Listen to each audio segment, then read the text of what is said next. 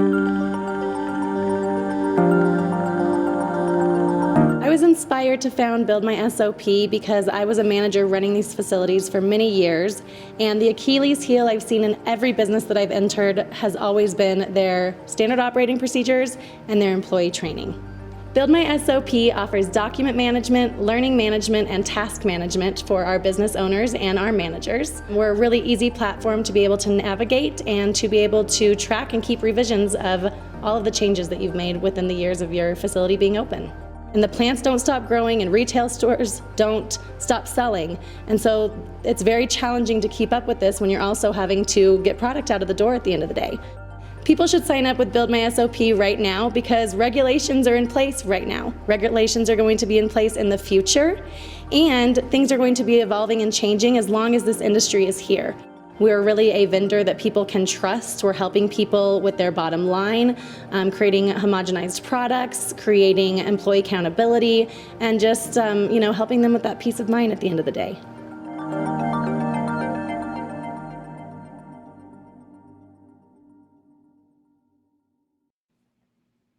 Hello, hello. Welcome to season 1, episode 4 of Ask the Regulator. Today we're talking all about a cannabis application overview.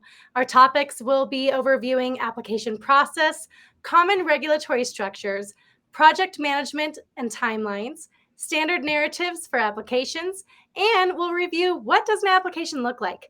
My name is Katie Cravens. I am your host at Ask the Regulator, powered by BuildMySOP. I have been in the cannabis industry since 2014. I've worked in almost every single position, excluding extraction. I do not have a lab technician background, so I've stayed out of that, although I have run manufacturing facilities myself. My co-host today is Tom Mohan. Tom, I'll let you introduce yourself. Hi, my name is Tom Mohan. I have been in public safety for 30 years, starting as a paramedic, working through law enforcement. Most recently, I've been a investigator with the Marijuana Enforcement Division in Colorado for 7 years, and now I work for BuildMySOP. And we are lucky to have you. And our No, guest I'm lucky to have you. today, oh, thanks, Tom. We work really well together. Tom and I actually worked on opposite ends of the spectrum for many years, and I think it's really cool to find this full circle of us working so well together, hand in hand now. I love that about our story. Our guest speaker today is Layle McFatridge. She has built her cannabis career in the industry beginning in 2011. So she's way before you and I, Tom. She's worked in operational positions ranging from bartender to dispensary general manager and a corporate director of communications. Layle, I will let you take it from here and tell us more about your background and yourself. Awesome. Thanks, Katie. I'm so happy and privileged to be here. I really appreciate you taking the time today. And as you said, I'm currently a cannabis consultant, technical writer, and realtor based in Colorado. I have worked in a wide variety of operational positions for licensed cannabis businesses. However, I've been writing cannabis business applications since 2014. Helping a wide variety of cannabis businesses, both established operators and startups, to acquire new licenses in states all across the United States. So I've written or worked on applications in more than 20 states. So I have a lot of experience seeing the differences from different types of cannabis business applications, both state to state and city to city. So I'm so thrilled to be here and be able to talk a little bit about that today.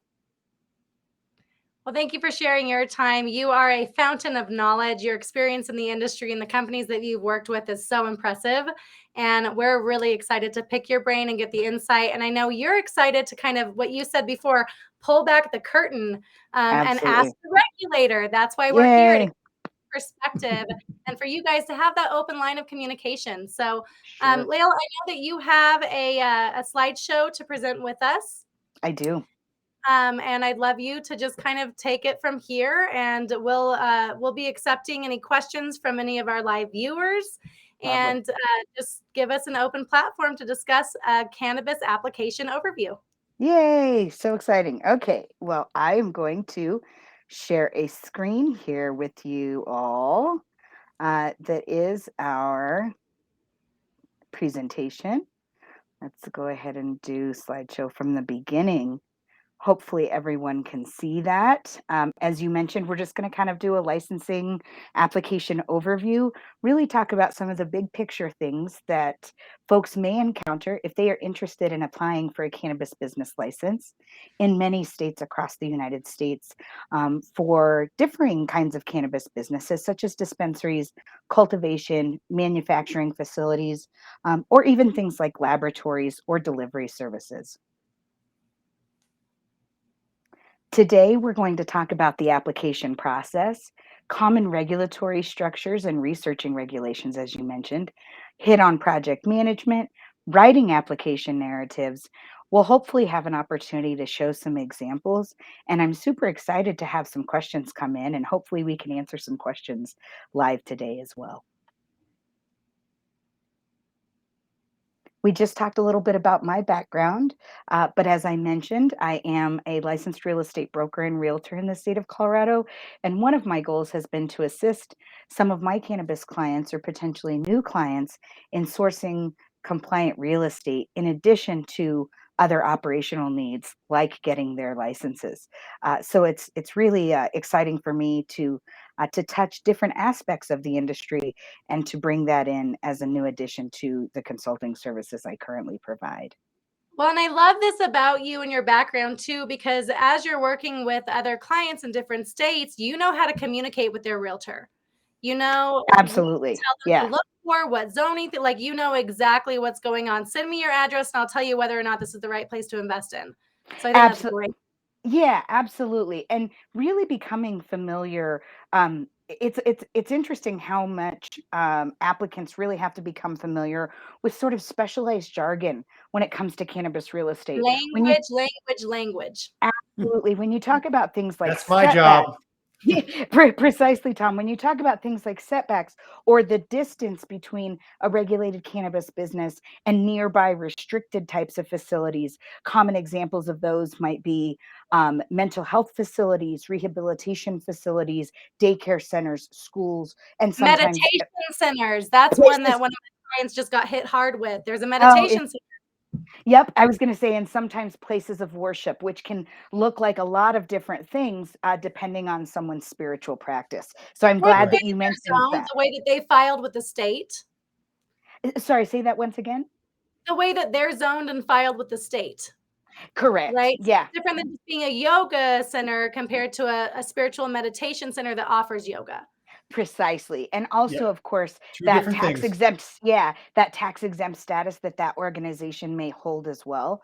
So there are some organizations that other folks may not recognize as a religious institution, but if they do have that tax exempt status, that can certainly have an impact. So, Yeah. so yeah, I think that's a great thing to mention, Katie. And I think that really echoes what the slide here is showing, and that's that the application process really does vary widely from state to state and city to city, as I mentioned.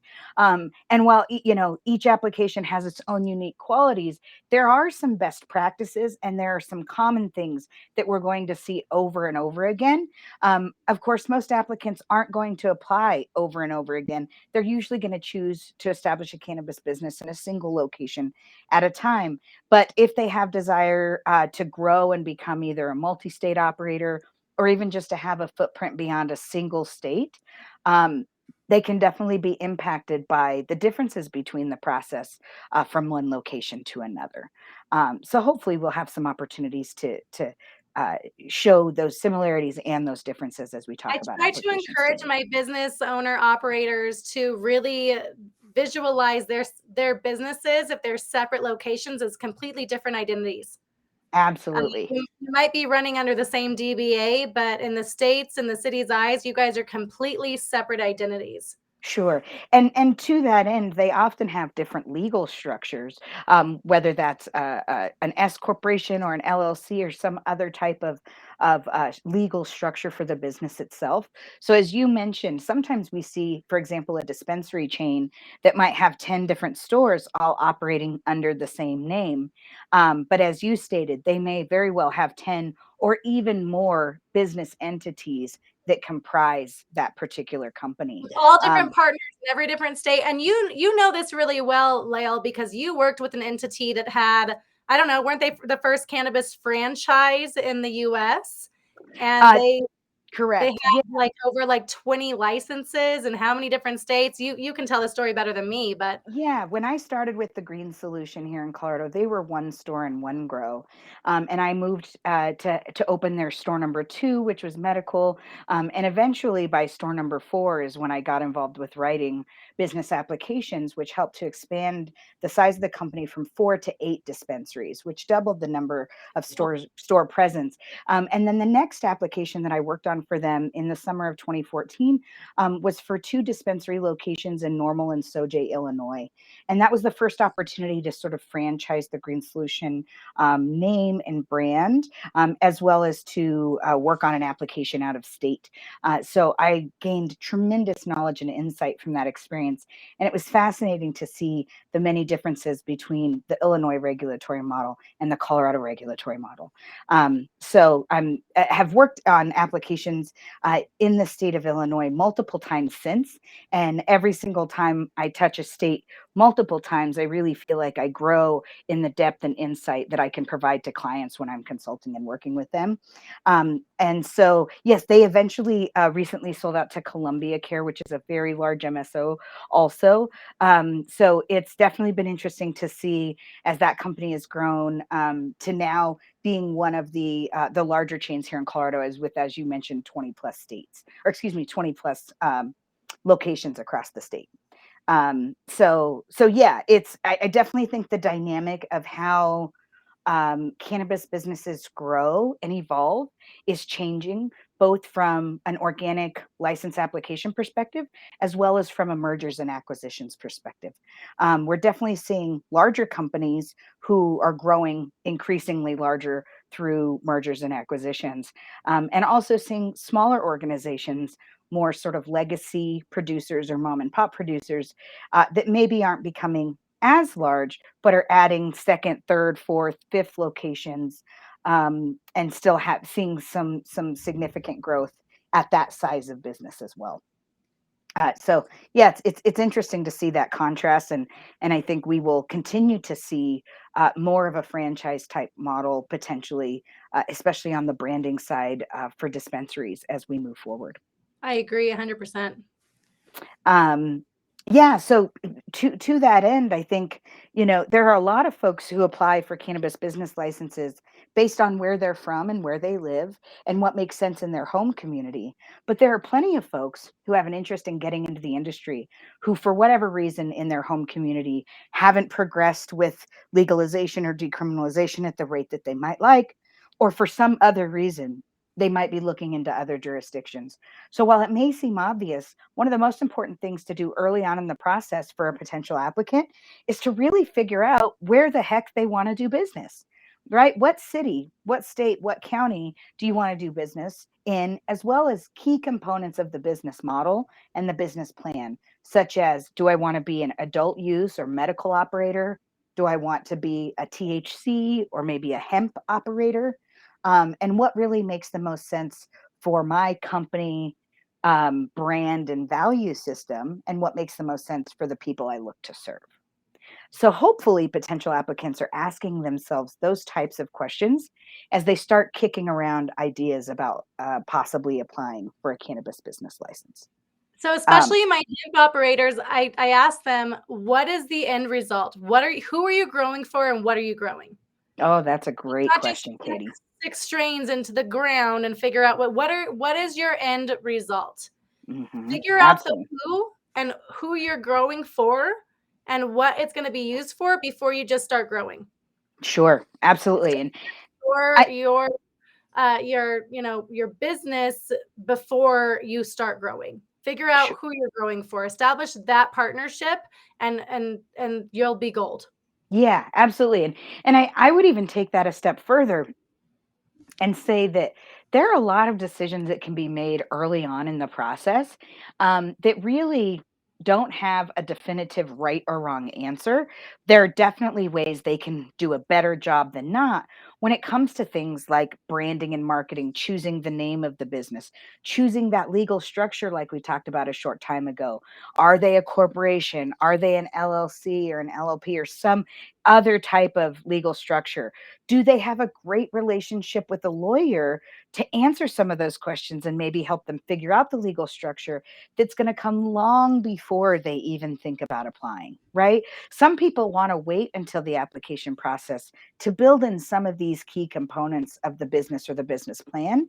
And I feel like that's much too late, that there's really an opportunity to do a lot of that sort of in advance of really making moves on the application. So hopefully for folks, listening and watching today, they'll take that into consideration and really nail down some of those choices before they dive deep into the application process. Absolutely. And I just want to make sure, did you see Alyssa Rocks Candy's comment to us and her I did. question? I did not. Feel free to share that, Katie. Yeah, absolutely. So in Connecticut, an application is currently in process, but under 10 licenses being given on the first round. In the process of applying for social equity, tough to get started when it's just underway in the application. I have an LLC. Her question is, can I do a DBA to have different names? Generally, no. Generally, no. And oftentimes, if someone is trying to apply under multiple entities for more than one location because there's a restriction, you usually need to have a completely different sort of legal structure and group of ownership, rather than just a slight change like adding or removing a single person. But generally, if there is not a change of ownership structure, that can be problematic if someone is trying to apply for more than one license in those jurisdictions where they're kind of hoarding them and keeping the number of licenses very small. Awesome. Can I jump in real quick? Please, please. I kind of You're think the the question regulator. You're why we're here, Tom. well, I've got a couple of things I got to throw in here real quick. I'm kind of be quiet until I'm like, bam, that's kind of my cop thing. So I think the way that the question that she's asking is she's got 10 licenses. She doesn't say they're different. So She's she's saying in Connecticut, an application is currently in process. right. That there's under 10 licenses being given on the first round in Connecticut. Yeah, her Yeah. business name is going to be the LLC. She can do business as anything different than that. The doing business as or the trademark name is totally different than the LLC. I think what we were getting at is if you're doing 10 different license or 10 licenses under the same LLC, yes, they have to be the same ownership, the same this, the same that. But no, the DBA is your trademark. You can change DBAs differently. It's not the change of the ownership. And I see national companies doing this. I mean, I know people who are operating under one name in this state and another name in the other state because they caught on whatever name was, the most recognized brand in that state at the time. Your DBA is kind of your Nike swoosh of what you're actually branding. The company name is your actual LLC. Sure. So I think that was kind of what the question was, is the way I took it. Got it. Then, yeah. Thanks for that clarification. So I want to jump into that one. The other one I want to jump back onto is when you start looking at different states, like Green Solution, we talked about, that's a big name. But let's talk about some of these people that are like, they've got 2 or 3 places here in Colorado or another state and they want to branch out. What you've got to look at is, do you have any regulatory violations? I mean, that is a huge deal when you start applying for licensing in other states. Absolutely. One of the questions they always ask is, hey, have you been suspended, revoked, had other,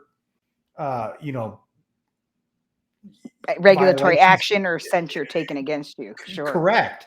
And they always ask you that question. And sometimes what is regulatory action is the question itself. Is a warning letter out of Colorado a regulatory action? No, it's not. So those are things that I think some people, from my standpoint as a regulator, is what I look at is what is the past of what they've had in other states, other jurisdictions. Even if they're applying, even if they're applying for another license in the same state, but from jurisdiction A to jurisdiction B, from county A to county B, they're going to ask all these questions, or what are your local jurisdiction violations? What are your state violations? So I just want to jump on that real quick. And that's me as the regulator. Sorry. No, I think that's a great point, Tom. And I think if the idea is that you've behaved poorly in one market and that somehow there's an escape hatch to go to a new market and operate, you are 100% correct that that is a false perception and that that is not accurate, and that that regulatory track record is going to follow you and sort of haunt you, if you will, for the good or the bad, far more than your elementary school record ever did, right? That it will have a meaningful impact in your ability, pardon me, to operate under that existing business entity or other iterations of Better just business dissolve it and entities. start over. I Yeah, think the big issue, and or though, even other groupings of ownership. Correct. Yeah. when you Well, start I have filling to out those laugh a little applications, about what you're saying about the elementary school thing, because my daughter was in a preschool and they tried to slap my hand for tardies. And I Oh, was like, what is this going to be connected to? What are we doing here? There's yeah. I'm. Who's something gonna about the is the college middle school gonna application. care that? Never applied to a college that asked me for my preschool recs. No, I'm So pretty no, sure nobody's writing their resume at 4 so I years had to old. laugh at that a little bit. Tom, I'm sorry. I know I cut you off. What were you no, going to no, it's okay. So my big thing is what a lot of people don't understand is, while you've got these licensees or these owners that want to go to different jurisdictions, is they see this question of, have you had a regulatory violation in another state or jurisdiction? And they don't know the answer to that question, because, like, in the state of Colorado, if you get a warning letter, like, hey, you did this violation, okay, you got a violation, here it is, here's the warning letter, it's in your file. But is that a regulatory violation? No, it's It's a not. warning. It's a warning letter, but in the state of Colorado, it's not a regulatory violation that needs to be reported to other states. Sure. So if you're trying to get other licenses and you say, yeah, I've had 4 warning letters in Colorado, well, that's kind of looks bad. And you didn't need to report that. You weren't legally obligated to report that. Right. So that's why the If you licensing look at side the of things. language, right? That's where this comes back to language. Warnings Correct. versus a actual corrective action. corrective Yes. action. So it's interesting you bring that up, Tom, because, and by all means, this is an opportunity for me to learn and be better in the service of my clients. Obviously I never want to give poor advice. And if it's beyond my scope, or what I'm able to do, in my capacity, I always defer my clients to reach out to their legal or their tax professionals, whichever individual it might be that can better guide them. But that being said, I advise clients exactly that a warning wouldn't necessarily be applicable, that it's really about corrective actions. Did they come in and perform an audit? Did they require you to take a corrective action of some kind? Were you fined or censured? Basically, if you paid money, if you had to take an action, And it's to real. me, that's the Yep. kind of regulatory Yep. action that you would report every time, all the time. And that's kind of the advisement that I give them. If they were to come to me and say, well, I received this warning letter that said, for example, we had a hiccup in metric, but we were able to quickly resolve it and we didn't have any further issues, then I think that's a perfect example of that doesn't necessarily need to be reported. Now, if they got a warning letter, they had an issue in metric, it perpetuated and led to a fine, that would be the difference, for example. And that's a good course of action to say. Yeah. Yeah. Absolutely. Awesome.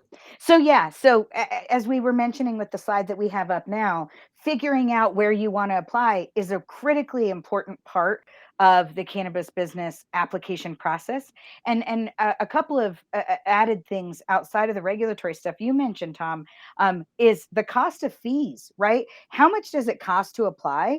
Because fees can vary from a few $1,000s for a local application, 5,000, for example, I've seen, up to as much as $500,000. So the amount of the fees themselves, as well as what, if any, of the fees are refundable versus not refundable, is an important consideration when you're choosing which jurisdiction you might apply in.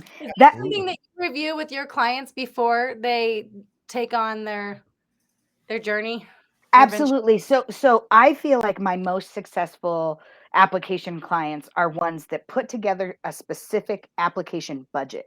So they're, of course, going to need to submit a financial plan, which we'll talk about later in more detail, where they're describing to regulators the financial health of their existing operation and what they expect to happen, usually over the next 3 to 5 years. However, separate from that is how much it's going to cost just to apply.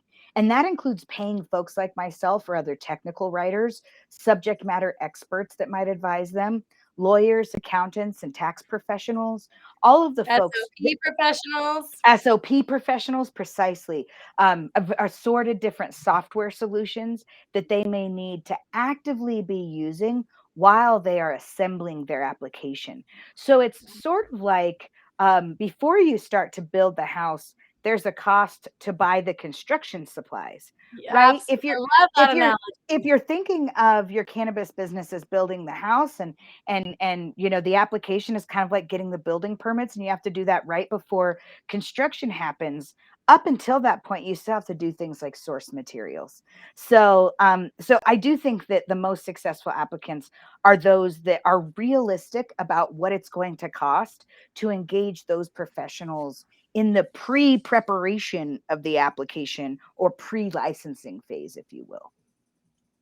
And Alyssa Rocks Candy has another question for us. Thank you so much for joining us today. Absolutely. Is it a necessity to get an attorney for an application? My answer is no. It is not. And I'll take that as the formal regulator, and I'll say absolutely not. You do not need an attorney. That's why a Layle exists. That's why we exist. You don't Sure. Exactly. So you want to know an hour cost. If you want to sit there and research the rules and make sure that you're doing the application correctly and make sure it's done 100%, you don't need an attorney. Could you use some help and make sure that you do it correctly? As you know, like our services, yes. Do you want to get an attorney? That's another choice. So the question, do you have to have an attorney? The answer is no. I agree. I think there are two pieces where I would contradict that. And that's like we just talked about the regulatory, or excuse me, the legal structure of the entity. At the time that you're forming your legal business entity, and again, choosing if you want to be an LLC or an LLP or an S Corp or a C Corp or different types of business structure. That's lawyer conversation. Setting Yeah. up your business entity and the way you're going to be registered, I think that is worth a lawyer. Yeah, I absolutely. But I think that that's part of business development that's going to happen in any kind of a business, whether you apply to be a cannabis business or not. So that's important to think about as a piece of business development. So I don't necessarily think that that's part of the app, but that usually does need to take place in advance of the time you apply. The other piece of that is that I do think that, well, I shouldn't say I think, I have repeatedly seen law firms overcharge for technical writing or review services to a point that is exorbitant and abusive. And so one of the reasons, like you mentioned, Katie, that I sort of exist and want to provide services is as an alternative to that option. But I do think if you're going to engage a lawyer for any part of the app, it's not for producing the app itself. It's for potentially doing a final regulatory review of things like your actual legal citations and verifying that those are accurate or correct. But even that can often be performed by a professional like myself or a paralegal. Or an ex-regulator. Or an ex-regulator, absolutely. There's no question that a Tom could check those. No question. That a Tom, I love it. You're a Tom now, okay, Tom? Yep. I'm okay being a Tom. It's a verb. It's a noun. Have you been Tommed? Moving on to our next slide, because I can't believe we could probably talk about this for hours. No question. So we'll keep the ball rolling here. Sure. Yeah. So again, and I think there'll be plenty of opportunities for Tom to chime in as well, but common regulatory structures. So as we were just discussing, there are lots of options for folks to choose city, state, county, where they want their cannabis business to be in the United States, obviously Canada, and in many countries across the globe now. And those regulatory structures look different. And so here are some examples of ways that they might look different, right? Every regulated cannabis market starts with a legal precedent or what we often think of as sort of legalization, which often occurs as the result of a state law, a House bill, a Senate bill, an executive order, an amendment to a state constitution. So there's a legal mechanism by which regulation and legalization occurs, right? Or you could even argue decriminalization as well. And then, of course, in most cities and states, there's some type of regulatory body that's created, and they have their own operational or administrative law rules. There's specific application requirements, again, for local and state, or in the case of Canada, provincial applications. And then, as part of those applications themselves, there might be forms, written narratives or plans, disclosures and attachments, and various submission requirements. Katie, I know you and I were talking the other day about how some places you have to print out 1,000 pages. Other places you have to put it on a flash drive. Some places you upload it on a website. Some places you do a combination of those things. So how to submit an application looks really different in different places. Wouldn't you agree? Absolutely. Even in Yes. different cities. Yeah. So Yes. Tom, Same application process in the state, but then when you're getting into the 5 different cities that you're applying in, completely different. sure. So Tom, do you have any insight that you might like to share as to why you think those different methods are the case, again, from city to city or state to state, or just any rationale that you could maybe share with potential applicants? Yes, the higher the government you go, the lower the technology exists. So when you start looking at the state, they're like, we got to have paper. And paper has been out for 20 years. So most of your local jurisdictions are like, no, no, no, we need to have it on digital file. The state's like, oh, well, I guess we're going to have to take it on digital file. So now once you start talking federal, which we're not there yet, but we're getting there, the feds are going to say, oh, no, we're going to need it in triplicate on carbon paper. And faxed. Exactly. And then you can Fact. only, Oh my God, Layle. and you can only fax it in at 27 pages each. On Tuesday. Between this hour and this hour.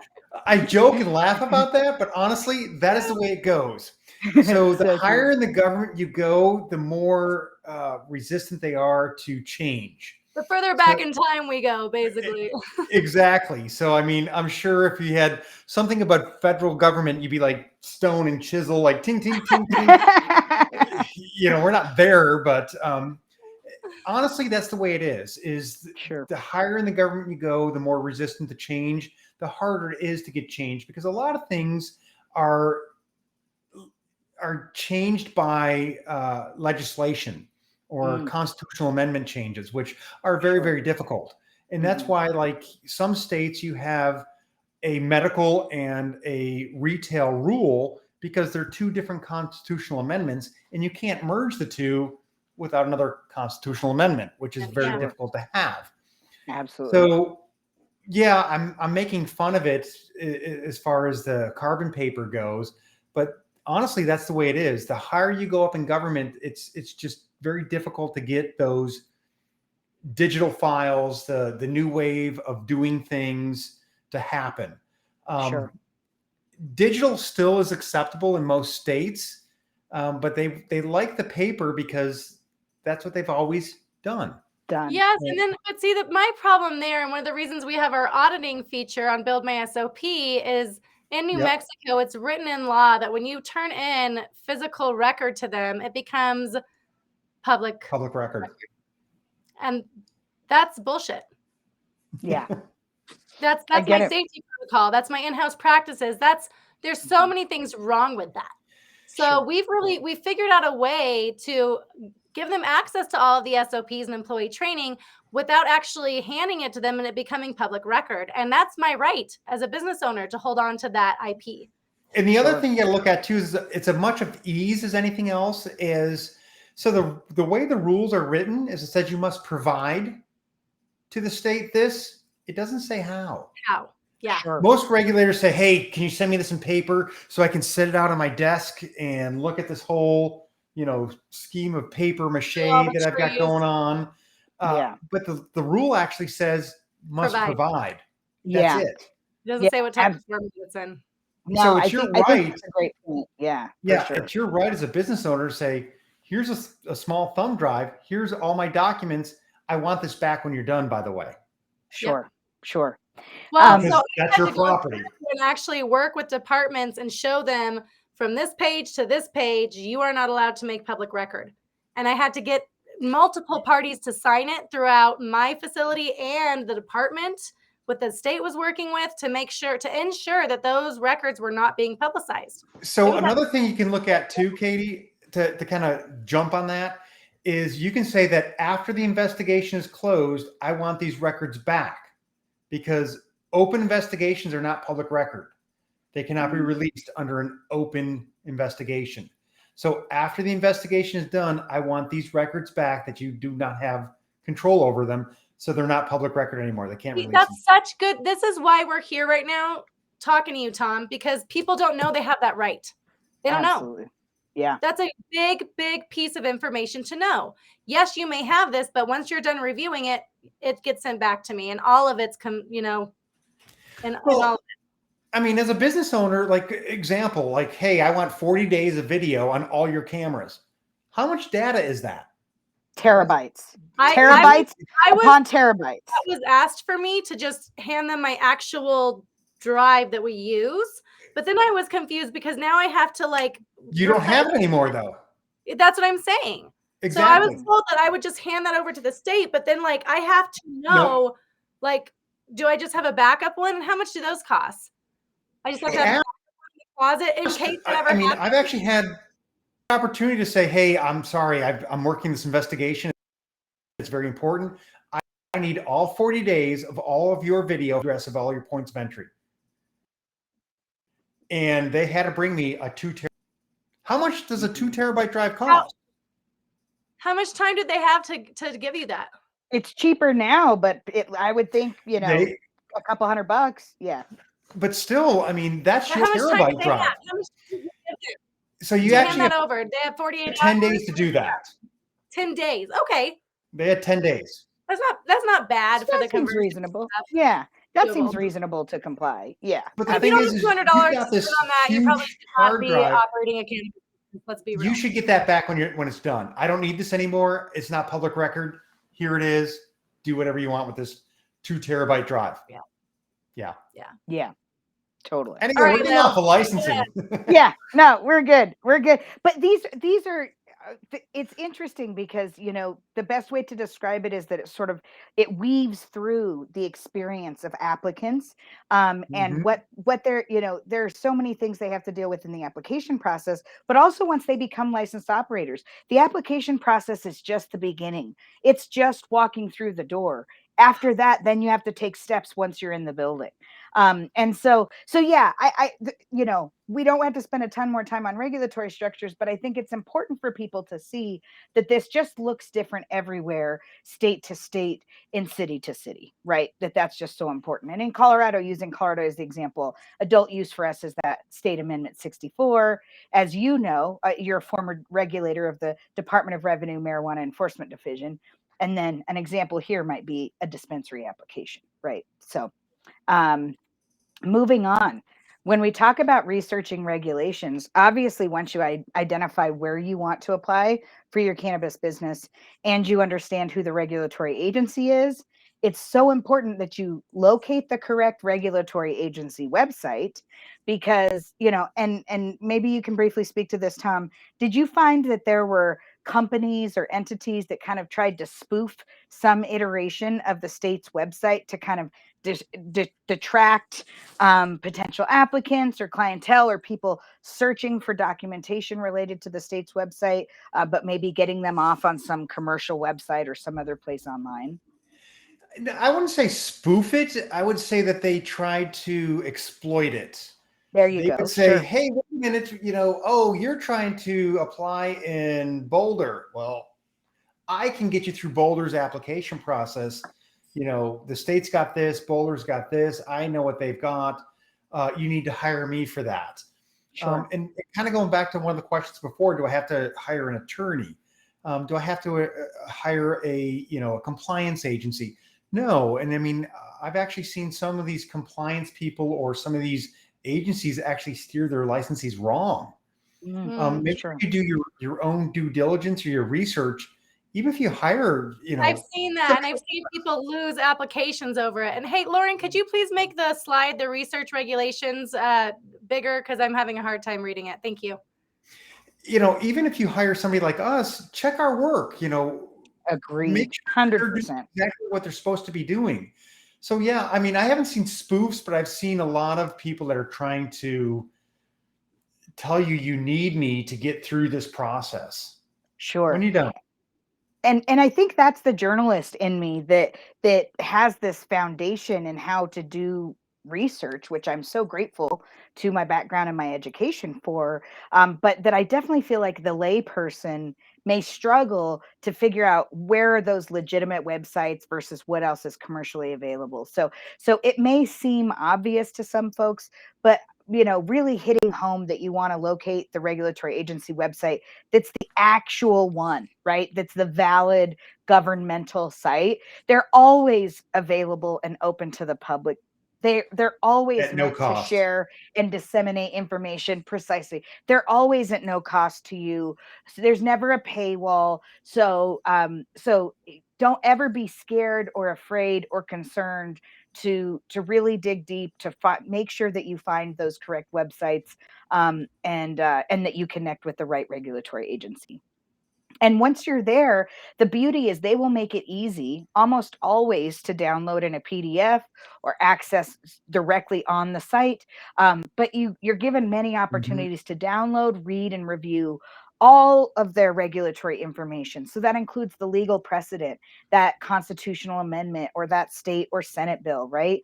As well as their administrative or operational rules and their application requirements. And then, of course, the application is usually a packet consisting of application forms, as we talked about, addenda, or attachments, as well as disclosures or other attestations, that legal documents that you might need to sign. Oftentimes, just saying, I acknowledge that a cannabis business is a highly regulated business, and I acknowledge that I have the agreeable background to pursue this endeavor. So I think one of the most important pieces of this is that you just download everything, you read everything.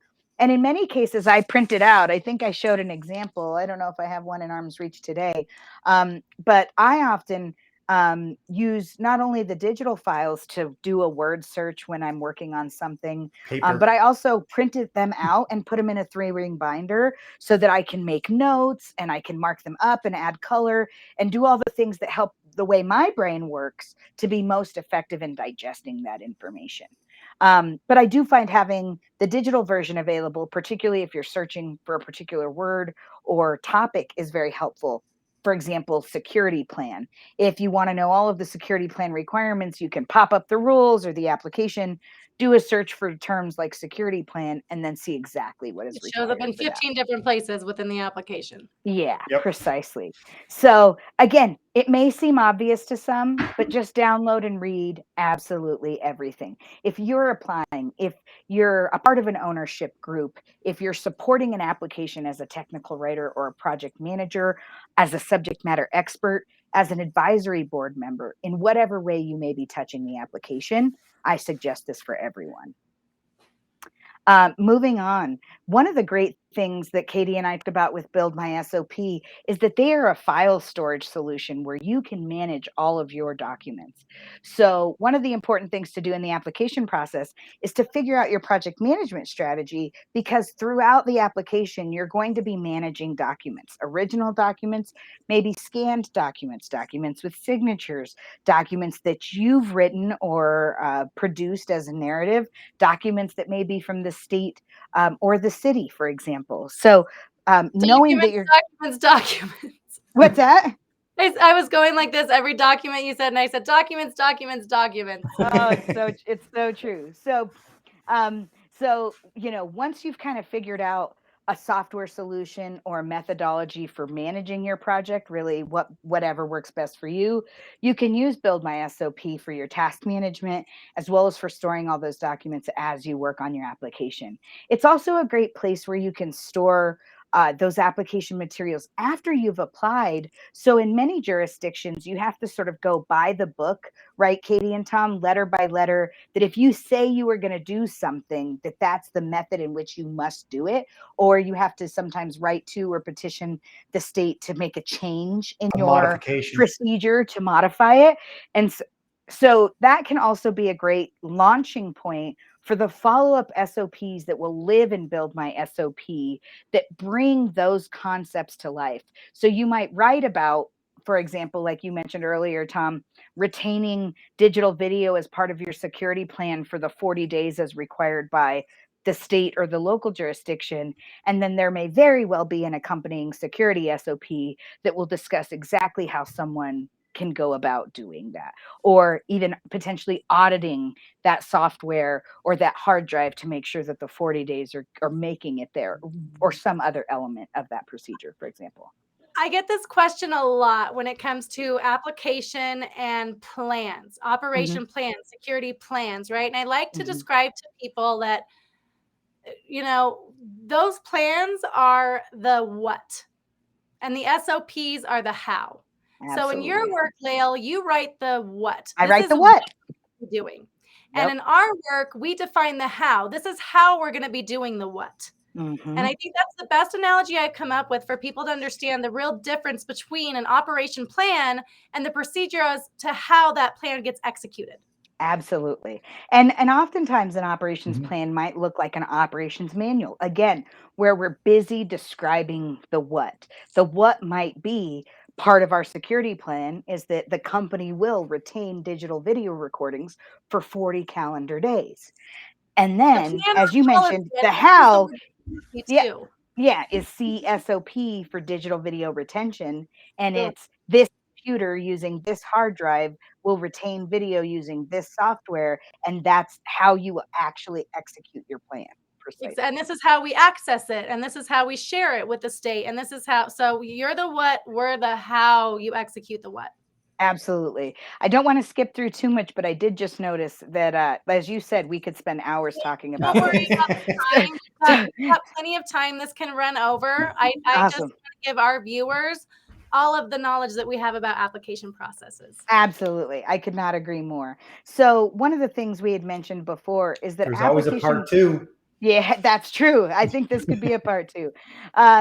Is that application timelines can vary as well. So they can sometimes be as short as about 30 days. I don't think I've ever seen anything that's quote unquote less than 30 days from announcement from a regulatory agency. That would be crazy. That would be unbearable. That sounds like your own, like you're just setting, the state is setting themselves up for failure. Yeah. So I would say the shortest I've seen is about 30 days. A pretty common timeline is 6 to 8 weeks. And I've seen some that are 6 months or more, right? So it's certainly possible, depending on your city or state or county, that you could encounter differing timelines. But this is kind of a breakdown of everything that needs to happen from week 0 to the end. And like I mentioned to you, Katie, like the dominoes need to fall in the same order, no matter how much time we take or how close or far away they are. Really, it has to happen as a series. That's so important. So there's a lot of without the other. Precisely. So yeah, we can't write application, or we can't review narratives and edit content if we haven't written them, right? And we can't write them if we don't have a plan and a strategy for how we're going to manage the documents as we're writing them and who's going to edit and review them, right? So really there's a lot of prep work that needs to happen. There's an opportunity, usually about 4 weeks and an 8-week application timeline, to write narratives, to complete the actual forms, to create those attachments and addenda, right? Even if the form is name, address, date of birth, phone number, it may seem straightforward. Somebody still has to physically go in and type that in, right? And determining, is it a consultant or a tech writer, somebody like me, or is it the actual applicant or somebody on their team? Sometimes ownership groups could be 15 people, so sometimes you'll need attestations or addenda for 15 different people. And so who's going to be responsible for getting folks to sign the forms they need to sign or do their background checks and send all that in, right? A lot of the project management piece is sort of herding the cats. But again, if you have solutions like BuildMySOP, where those documents can live once folks have gathered them, that really helps you to be more successful. So it's really about preparing, writing the narratives, editing and reviewing them, giving a final approval. A lot of times applicants will hire, again, lawyers, consultants, other advisors, and not expect to actually read through the content before they submit it. I advise highly against that. Even if you've paid someone else to prepare the materials and they are subject matter experts, it is incumbent upon you to read that thing cover to cover before you submit it to the state. You want to know the answer to any question a regulator like Tom might ask you as part of the applications process, the licensing, the inspection process. You really want to know what you're talking about. So even if someone's prepared a plan and it sounds great and it's compliant and the state likes it or the city likes it, you still need to be well educated and well versed on what And that that was plan our is. entire focus of our last podcast with Kristen Yoder was you are responsible. You Yep. need to know. Didn't you just invest $6 million in this? Why would you not know every nook and cranny of your $6 million? Because I guarantee if it was invested anywhere else, you would know everything about that. Absolutely. So why is this different for operators and owners? I don't understand.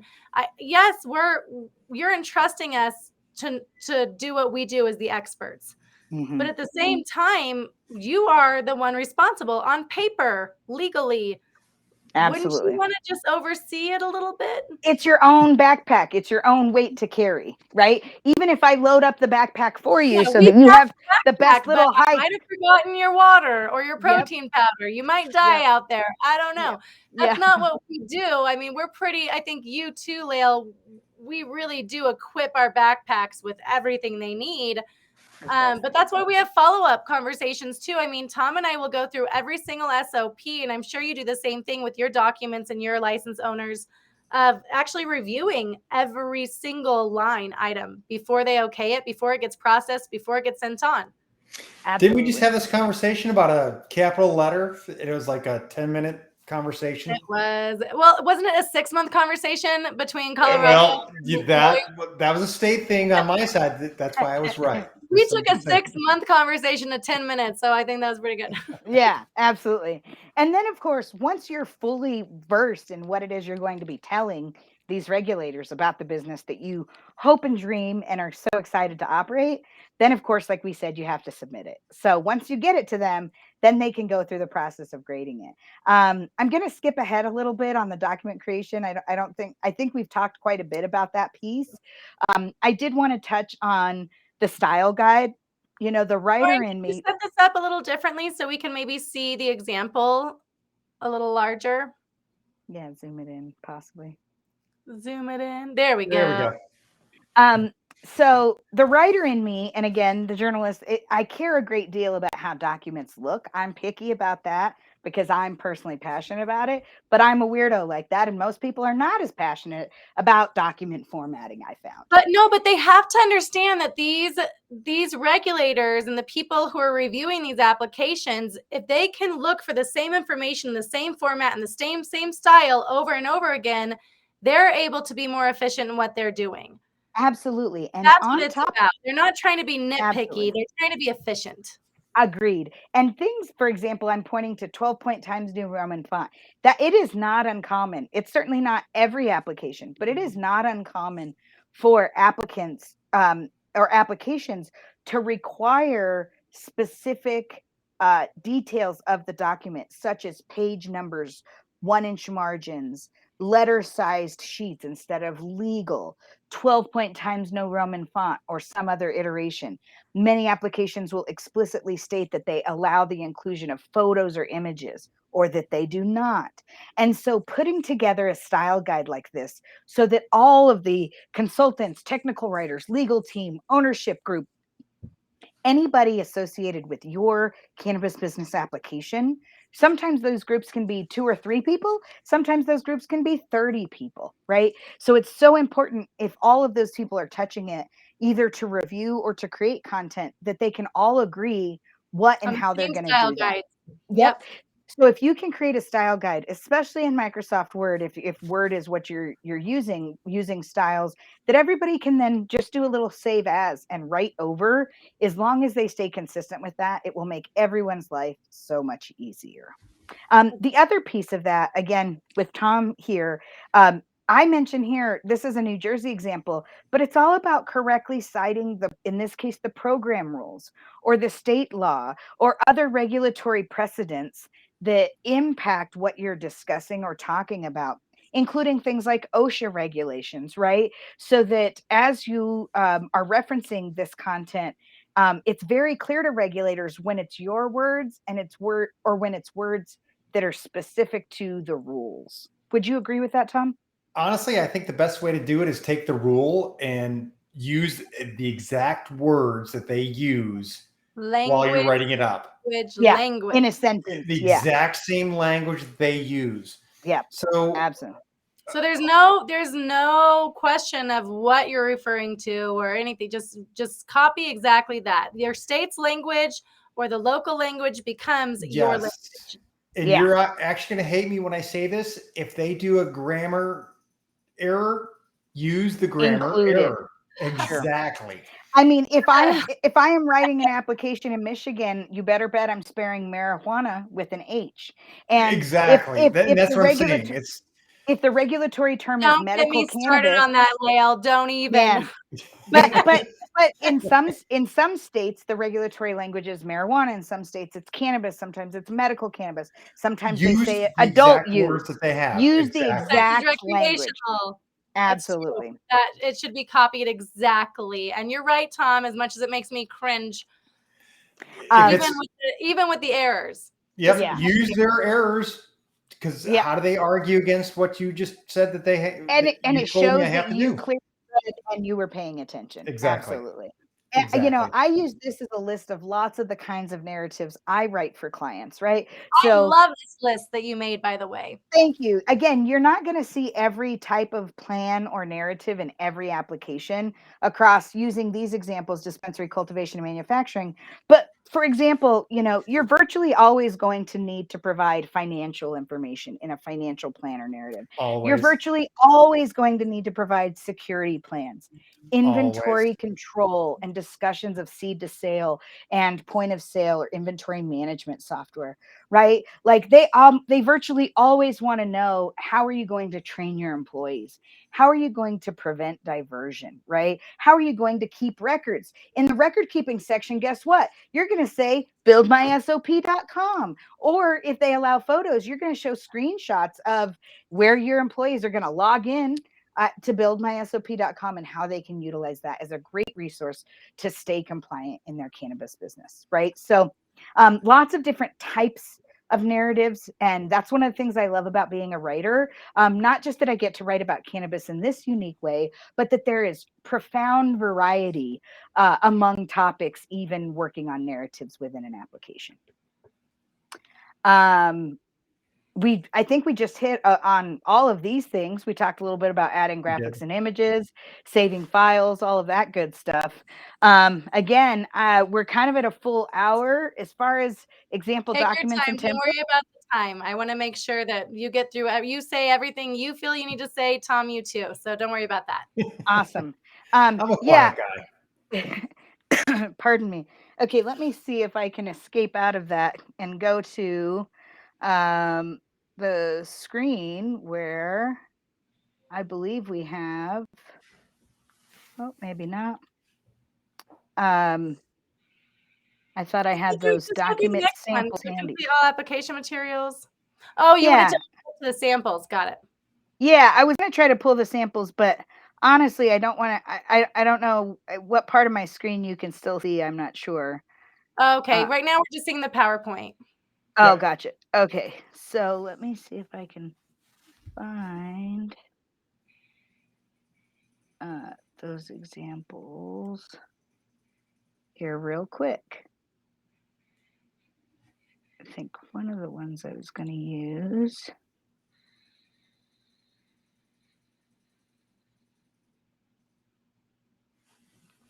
Okay, perfect.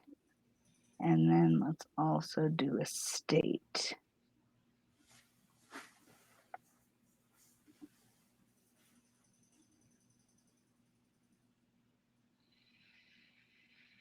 I feel like I should do some background music. I know. Ding, ding, ding, ding, ding, Jeff- ding, ding, ding, ding. Oh, that's funny. That's what you went to. I was in Jeopardy. We gotta guess that tune now. It's like We It's all have our own. it's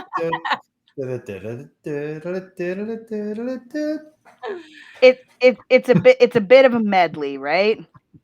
Okay. So I am going to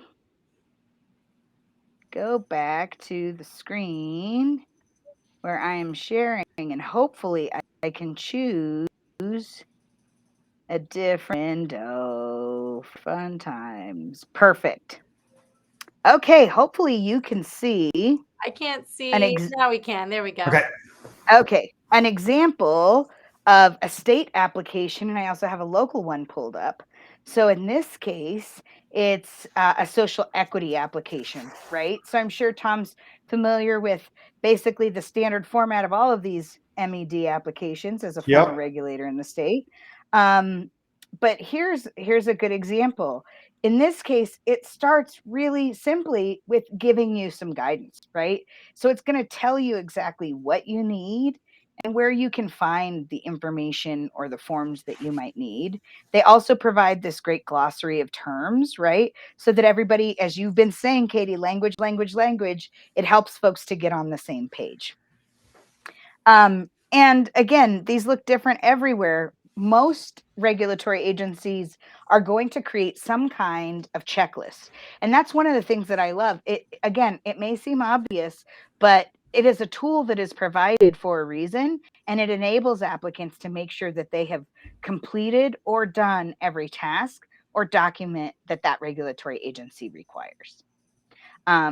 Again, we talked about attachments, gives you opportunities to attach things. Will you make that a little bit bigger? Sure. Let's see Thanks. if we can zoom in. There we go. Yeah, absolutely. Yeah, just checking off. Did I sign and attach all of the forms? Things like the ability for them to check your taxes, an affirmation and consent, right? Various affirmations saying that you agree to things.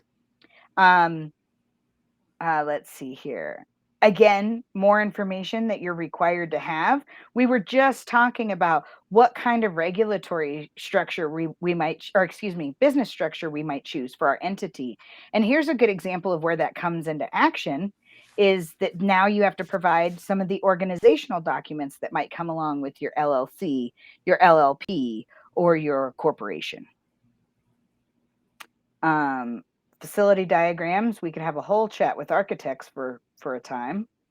And again, here's where you really start to dive into choosing what type of license that you might be applying for. In this case, it's social equity, and just filling out basic information like your name, your address, and your phone number. So again, I think, these vary from state to state and city to city, but I think this is a good example of what some of these types of forms might look like. Now, for this Colorado, this is something that you would do physically, right? And then submit to them either in digital or physical. But this is not like an online application that's hosted. It isn't be completed correct. Nope, this doesn't have like the online form or feature. In this case, you'd fill out this actual PDF. Like, for example, it allows you to check. Export it as a PDF and return it, or print it out, and then precisely. And then Tom, that is absolutely Tom, the one that we did in South Dakota, that was all online, right? Correct. Yeah. And each state is different. And like I said, the government, like some governments are slower to adopt digital and e-filings versus, actual paper. Yeah. Sure. And then again, using another Colorado example, I guess it's just helpful since that's where I'm based. And this is one of the last applications I worked on. Fortunately, this client did win a license. Yay. That being said, in the city and county of Broomfield, they had a kind of interesting application. As you can see, theirs is pretty large at 45 pages. And one of the reasons it's so large, again, here's an example of a great checklist They give you the ability to link through to all of these documents. Isn't that Very lovely? nice. I really appreciate that. They're like, yes, give us odor mitigation. Yes, we want community outreach, all of those key things. But as you scroll a little bit further, you'll see here again, you can kind of type in your information and attach things. And there are a lot of yes, no questions. But further on, here's an example. They give you simply, I'm going to zoom out just a hair, a text box. So you are limited to in this case, the number of characters that they will allow within that text box for answering that particular question. In this case, it's a pretty straightforward one. Are you going to provide delivery or offer delivery? See, and So again, this is where you can say yes, and then refer to SOPs, this and that, and then give them an auditor login for that SOP. So you're working around the limit of characters that you're able to submit, but still giving them everything you need to say. A wealth of information. I Yep. think that's a great kind of trick or workaround for sure. Absolutely. It's what we'll consider it a workaround. Yeah. A little bit, but we did it. Yeah. Yeah, absolutely. And again, this lets you walk through both knowing what the item is and checking off that it's included, right? And then, as I mentioned throughout the application, some questions have more space and area to explain things than others. In this case, they want you to be heavily involved in the community. Not surprising from a community like Broomfield, which has been very NIMBY and delayed the integration of adult use for many, many years, all the way to basically 2021 from, the legalization 14. of medical, so many years ago. That's such a good point, though, because people don't understand, oh, now it's legal in our state. It all comes down to the NHO, the neighborhood organization. Absolutely. And they are and the last time, place, and manner. No matter what you've been through, that neighborhood has to want you there. Well, and I would take that a step further. One of the things that was funny about Broomfield is they wrote into their sort of their charter for their, the city charter, as part of their regulatory structure at the local level, that you could not have two dispensaries on the same street, no matter how many miles apart they were. Wow. So their jurisdiction is not very large, but even, for example, okay, I'm glad you brought it back to jurisdiction, because I'm thinking of I'm thinking of what's the one that starts with the C in Denver? Centennial. No, it's like the big giant one that goes across the whole. Why am I not Colfax? Oh, sure. Yeah. Colfax goes through like Green Mile.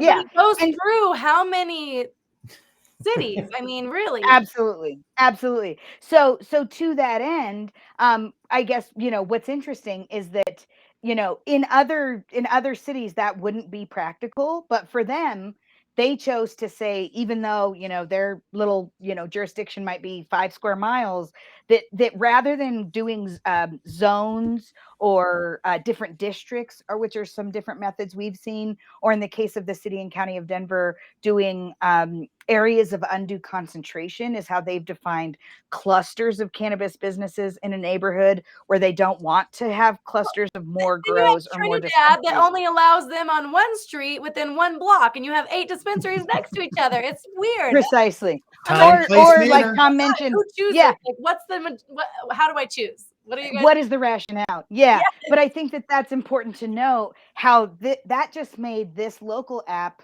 unique and very different, right, than some of the others. So so having that kind of insight, whether that's in the Colorado market, or again, there are other markets I've worked in, like Illinois, Michigan, New Jersey, where I've worked in that market multiple times over years, and I really understand the political and regulatory climate, and can really advise clients on how that might affect their choice to apply and operate a cannabis business in that love how particular you bring market. it back to the political climate, because that's really what it's about. When I just spent some time in Florida, I was like, this is nothing like I've ever seen before. Sure. It was very interesting, and it was new, right? And I had to remind myself, I'm in a different place. Totally. Because there were things that this can't be right, but totally. Absolutely. So oh, let me just toggle back. I just realized I've got to toggle back to my presentation here real quick. There we go. And so I think that was certainly, let's see here. How do we just play? Can we play? I don't want to go from the beginning. Oh no. We're going to scroll through fast forward style. My apologies. It's all right. We're just a Oh, bunch of now we need to go stoners back. doing stuff here, That's what we do. Expect it. There we go. So we looked at some examples. We talked all about the forms and why you've got to complete them. We've mentioned, Tom hit on this the other day. You can submit the best application in the world, but they will not It is grade it or not review complete it if you until don't pay do the what? fees. Thank you. So whether they want you to pay with a credit card or a check or send 2 fairies and a leprechaun, whatever the methodology is, pay the fees when you submit your application. Because you mentioned one thing when we first started. So yeah, I worked for the Marijuana Enforcement Division in the past, but what was the first part of the division I worked for? The Department of Revenue. The Department of Revenue. The Colorado Department So of it Revenue. all stems from the money. Absolutely. Absolutely. It's all hearsay unless you pay. Exactly. Oh, excellent point. And again, this may seem obvious. Many regulatory bodies require you retain a full and complete copy of what you submit to the regulatory agency. But I would take that way further and keep at least 2 copies of physical and digital iterations. I would take it further and keep 2 notarized copies. Oh, there you go. I happen to be a notary in the state of Colorado, ironically. And again, you can, I know, right? You can store those and BuildMySOP. So keep your copies. Just keep your copies. For a few reasons. There's things that could happen with the regulatory agent. They could lose it. It could become damaged. Digital files can be corrupted. So you just may need to replace that as a part of the process. They may ask you to provide copies or often do at your local entity. So even though you've applied to the state, the locals want to see a full and complete copy of usually what you have given to the state. And then there are a wide variety of reasons that you might need it for future or current business partners, lenders, a variety of different folks that you might work with that for some reason want to touch some element of your application materials. Tips and tricks. I feel like we talked about reading everything. We talked about understanding that legal precedent. Knowing the rules saves you time, effort, and money. Katie, we hit on that the other day. Just that the more you know, the better when it comes to the regulatory environment. Well, when you sign that piece of paper as the owner operator, you sign for the responsibility, no matter who you contract. And in the court of law, any judge is going to be like, you're the owner operator. I don't care who did the work for you or what your contracts displayed. You are the owner operator. Absolutely. Period. And that's one of the reasons I've had a lot of opportunities to be an owner operator. That's one of the reasons I've said, no, thank you. For sure.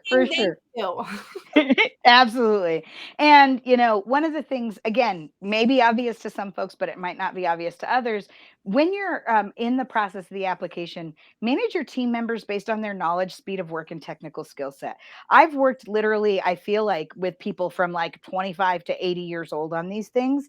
I've worked with consultants and members of ownership groups to the point about carbon copy that Tom made earlier. Some folks aren't good with email or attaching documents, don't fully understand file formats, may struggle to get you a signed document sometimes. So meet people where they are as much as you're able, and in terms of accommodating whatever their technical skill set is, so that you can as quickly and easily extract the knowledge, information, or resource out of whomever that person is, whether they're a consultant, whether they're an owner, whether they're a subject matter expert, however they play a part in the process. Do what you can to understand that. And if you know somebody works really slowly or writes really slowly or is a great editor, but again, takes their time, whatever the case may be, you utilize that to your advantage as you're going through the process. 100%. I'm not saying I made the right decision, but I have some clients who are a little elderly, and they really got involved in this to honor the memory of their daughter, who they lost through cancer. And honestly, I about split my rate in half for them, because there was so many things I had to go through just from being able to utilize Zoom or Oh, the sure. metric system or other things that were but I want them to succeed. And I had this place in my heart for them. And I'm not saying Sure. I made the best decision from a business perspective, but as someone who really wants to offer power to the plant, and Mm, that's why I'm here, right? Is yeah, because I want this plant to be accessible. I want everyone to know the beauty and the benefits of it, and I want them to have access to it. Um, absolutely. I was willing to pay Absolutely. for that on my end because I wanted these people to succeed because they were driven by the pure passion of the plant and the medicine, and that inspired me. But it's been That's difficult lovely. for them. Because there Sure. are a lot of challenges, especially when you are required to use a state mandated software to report things, Absolutely. and it's different than just logs and It's forms. new and it just isn't Grow the familiar. weed, man. Absolutely. That's what Well, everyone, and "You can grow the weed, man." Well, you're not. well, and we talked as well about, figure out where you want to communicate or how you want to communicate. Really do your best to communicate using one methodology and just avoid email being that place, because lots of things, particularly from a project management perspective, fall through the cracks. And the time you don't want things to fall through the cracks is when you're putting potentially multiple millions of dollars into a new cannabis business venture. That's when you want everything to be solid. You don't want anything to get overlooked. So Even just keep that before in that, mind. because people that aren't Yeah, putting multiple millions of dollars into a project are literally putting in probably their entire life savings into it. absolutely. So, Absolutely. and So, we're at the so point don't leave now in that this to email. industry where I've Yeah, told people, I'm like, unless you have $6 million, you don't care if you see again, don't play this game. well, and I'm I sorry. I I think I think that leads to our next slide, which our number one suggestion, like we said, if there is no other takeaway from today's podcast, our number one suggestion to prospective applicants is take a job in a regulated cannabis business for 90 days to 6 months or longer before you apply to be an owner. Yes. If you want to be an owner, I don't care if you have an impeccable resume and outstanding credentials and 30 years of work in corporate America or Fortune 500s or other very successful It's a different businesses. game. You may have owned multiple businesses in a variety of industries. Those things help you to be more successful when you take this on. But if you don't take a role as a trimmer or a bud tender or something somewhat entry level, or even in management for some short period of time to understand what it's like to, like we said, peel the curtain back and be behind the Familiarize scenes. yourself with what a daily operation looks like and do it for more than just the Absolutely. day that you're there and you're all, Hmm. glitter And eyed and it's a in love tour. with it. Yeah, And get into it. Get into, the different aspects. Get into the different personality traits you're going to deal with, get the managerial roles.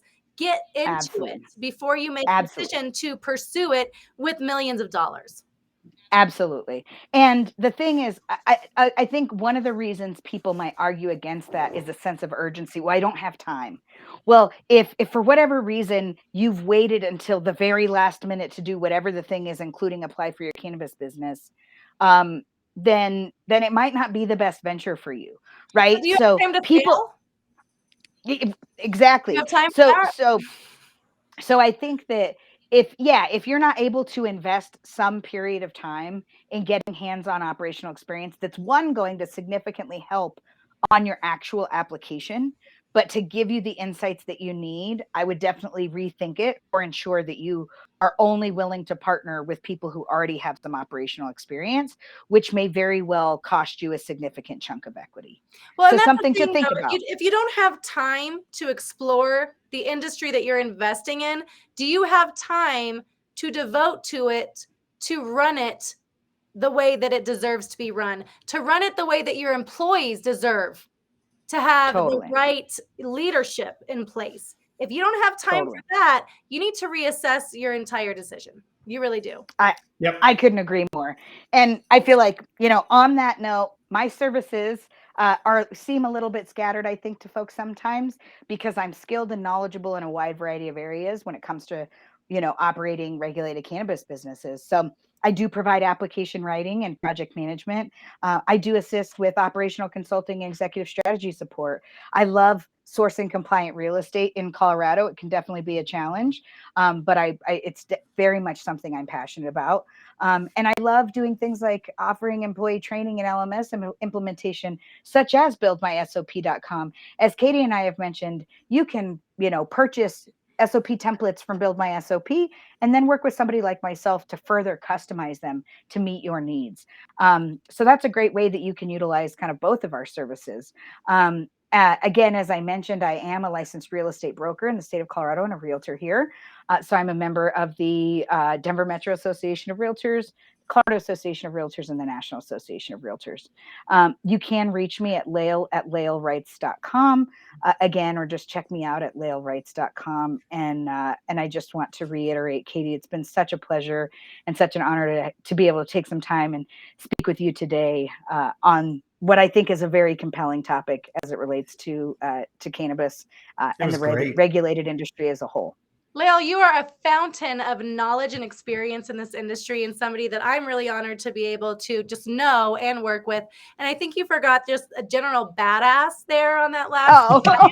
Oh, thank you. You're so sweet. You have so much passionate that really is just so apparent in the way that you communicate about your services and what you're offering. And the reason I wanted to bring you onto this podcast is because of your general passion for the plant. Thank you. That's why we're all here at the end of the day. Tom got stuck in it because of his cop background, but I think Tom has a lot of passion for the plant too. He's seen a lot of really amazing things that it's done in the last 8 years. I'm sure. So thank you for your time today. This has been just so insightful, and I think our viewers and listeners have gotten a lot of great advice. Those who are just thinking about maybe even looking into the application process, what that might look like. And please, everybody, take advantage of Layle. Reach out to her, ask her the questions. Having someone like her on your side during the application process can save you time and money. And then having the extra support of BuildMySOP, I will say in my last 7 years of running both Act Compliant and BuildMySOP, I have not had one single applicant who has been refused a license when they have applied with a full set of SOPs. Yay! Everyone who's applied with a full set of SOPs has had their license given to them because that's what the state wants to know. That's absolutely what like you said, they want to know the what, but in many cases, they also want to know the how. How are you going to achieve the very lofty things that you have described to us you're going to do? And just kind of quickly as we, near closing, from the writer in me wants to mention that, we talked a lot about, what am I trying to say? Attaching yourself to ethos or really creating compelling language for regulators. So you're not just telling a story about how you're going to run your cannabis business, but you're also tapping into why they should care about that. One of the examples I think I gave to Tom recently was, in a security plan example, we're going to prevent diversion because we care deeply about being a good neighbor. Therefore, we will lock our dumpster, those kinds of things. So it's, we're describing kind of how the business is going to operate, but really trying to pull them in from an emotional perspective to get them to know that we care. And that's part of how we're going to show up as being good neighbors in our cannabis business as well. Yeah. And that's, you have to think about your community. I think, we, in our SOPs, we include an odor complaint control plan.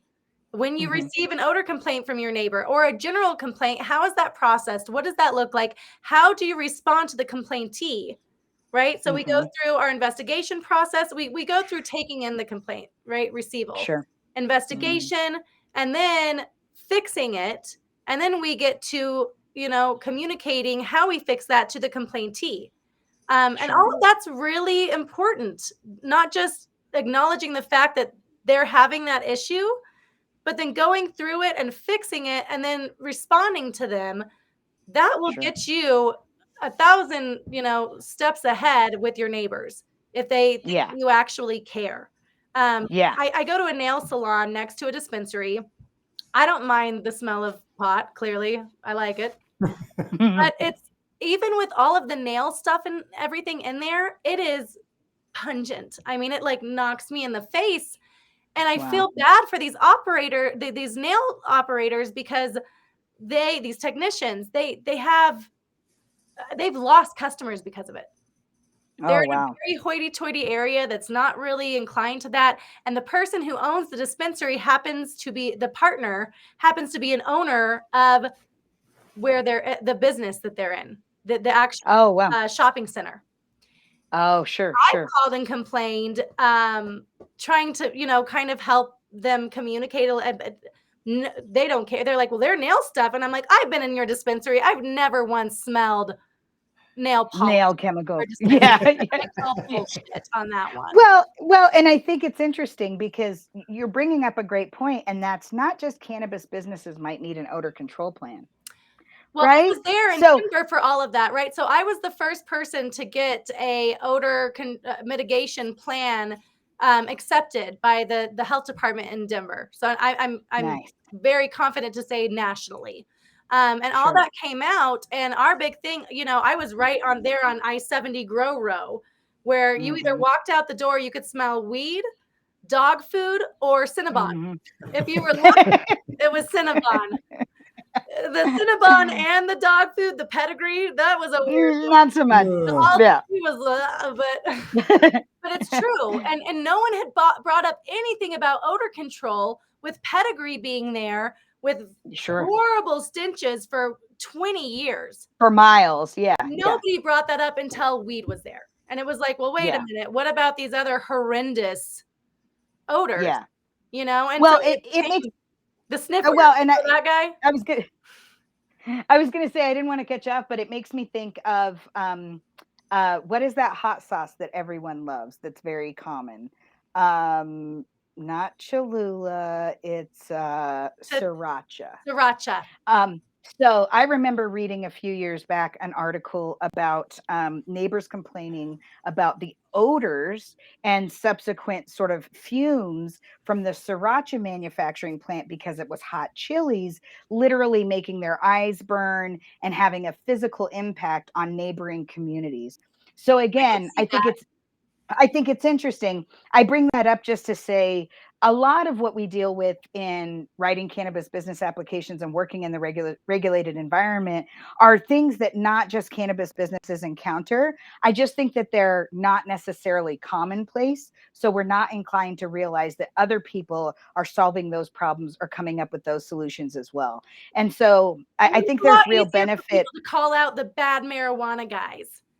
I agree. I agree. Pet food dudes. It's, Yeah. Or the sriracha somehow manufacturer. in their minds, they justify it as, well, I don't like weed, and so I'll complain about this.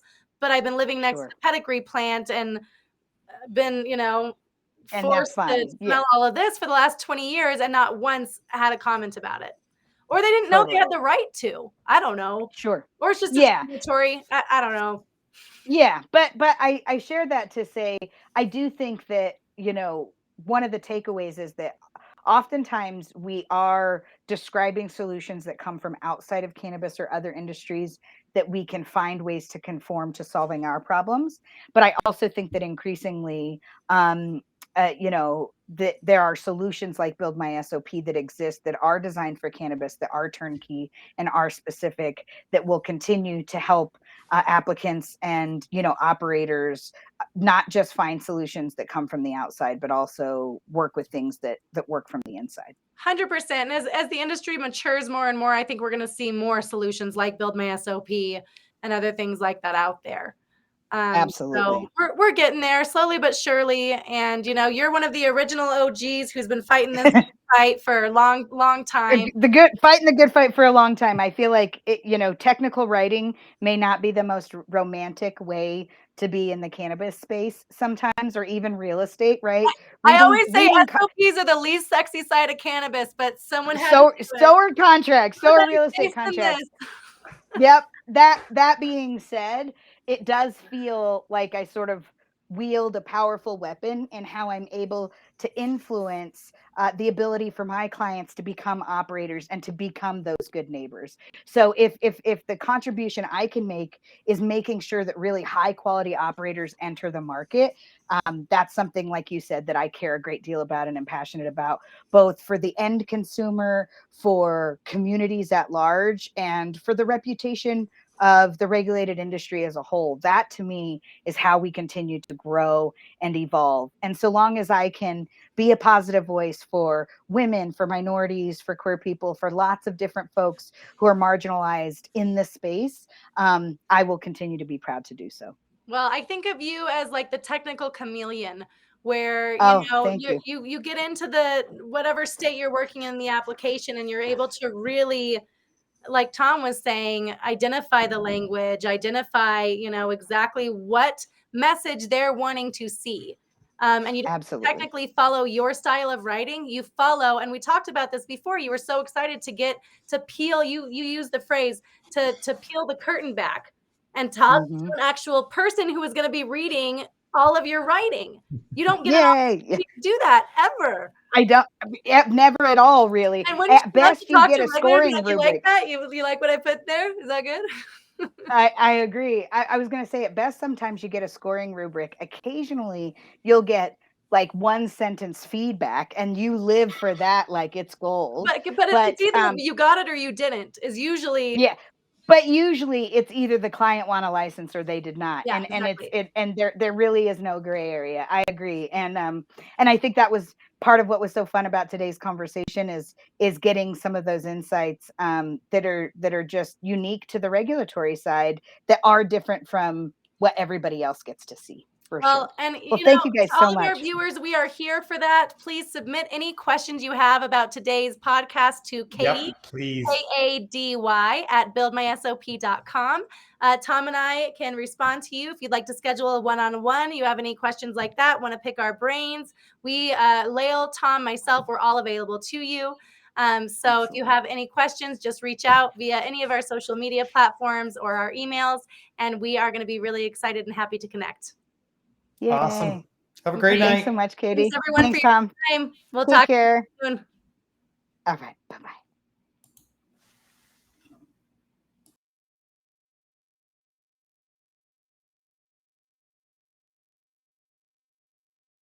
Hi, Goodman. I'm the Chief Operating Officer of Best Days. We're here in New Mexico. We have many buildings that are under lease and in development, and many that are actually currently operational. So from a production perspective, we have a warehouse grow facility, we have outdoor farms, we have a processing center in which those outdoor farms need to go. We have manufacturing site, in which place we make all of our secondary products, all of our edibles, we got to package everything. And then from a retail perspective, we have 3 open retail stores, and we're about to expand 5 more as we head into adult use, which we're very excited about. BuildMySOP has been extremely helpful for us and makes everything much smoother. Cannabis is a very interesting world to operate in because its regulatory changes are ongoing. We go from a regulator to a new regulator and a new set of rules. Going from medical, going into adult use, things keep changing and developing. And there's a lot of information to pass on to all of our staff, which are working in different sites with different needs and different specific operating procedures.